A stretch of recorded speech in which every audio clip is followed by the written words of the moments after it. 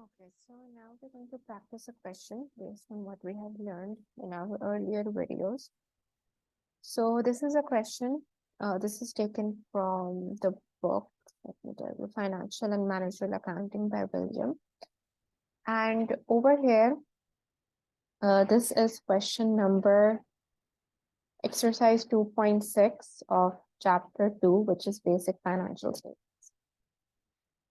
So in this question, they have given you multiple transactions and they have asked you to actually analyze the impact of the transactions on assets, liabilities, and owner's equity.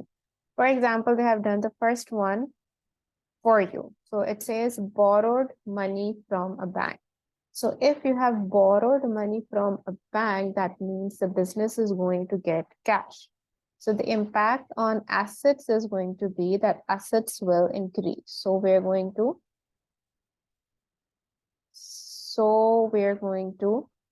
write I over here. So I means increase, D means decrease, and NE means no effect. And you have borrowed the money. It means that you have taken on loan. So your liabilities will also increase. Whereas there will be no effect on your owner's equity because the amount of money is not being invested by the owners. So there is no effect over here.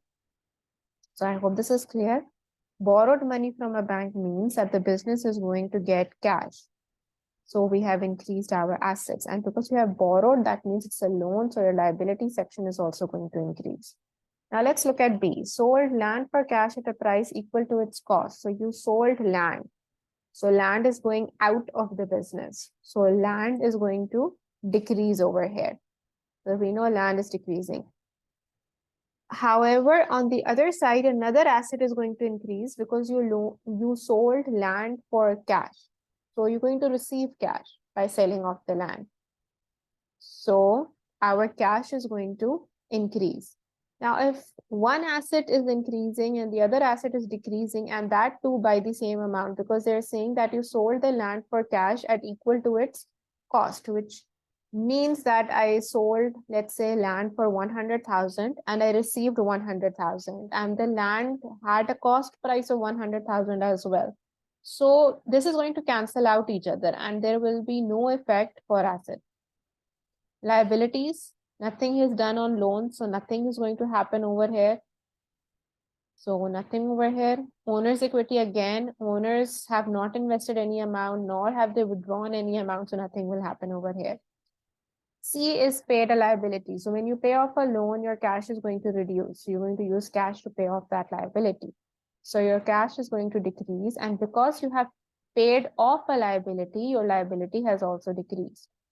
And no effect on your loan. Return for credit some of the office equipment previously purchased on credit but not yet paid for. Treat this opposite of a transaction in which you purchase office equipment on credit. So what is happening over here? That this office equipment was initially purchased on credit. So you did not pay for it in cash. So the original transaction would be that office equipment has increased, and because you had not paid for cash, your liability would have increased. Now you're supposed to do the opposite because you have returned that office equipment. So office equipment, when you have returned it, is going to decrease. So the first thing is that your office equipment, sorry, wait. So this should have been D. So your office equipment is going to decrease because you have returned it back. Plus, this office equipment was purchased on liability. So once you return the office equipment, your liability is automatically going to end because you have returned that thing back. So your liability is also going to decrease. And over here, you have no effect. Sold land for cash at a price in excess of cost. Wait. So if you're going to sell land for cash at a price excess, it's just like B. But the difference over here is that this is now in excess of cost. That means if you had purchased land for 100,000, you are selling it now for 120,000. So 20,000 is the profit that you're going to earn from this. So first we'll analyze this. So let's say that our land has decreased because we have sold it off. But on the other hand, our cash has increased. Now, what will be the impact from it? You need to understand that you sold land. The historical cost of the land was less. It was 100,000, whereas you sold it for 120,000. That means you have an excess cash position over here of 20,000. So your asset has actually increased. So let me just put in values over here if that makes it more easy to understand. Let's say the land is for 100,000. 100,000.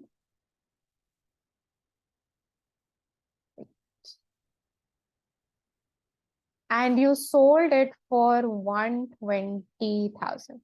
So the thing that is going out of your business was worth 100,000, whereas the thing you received, the cash you received in return was 120,000. That means that your asset actually increased by 20,000.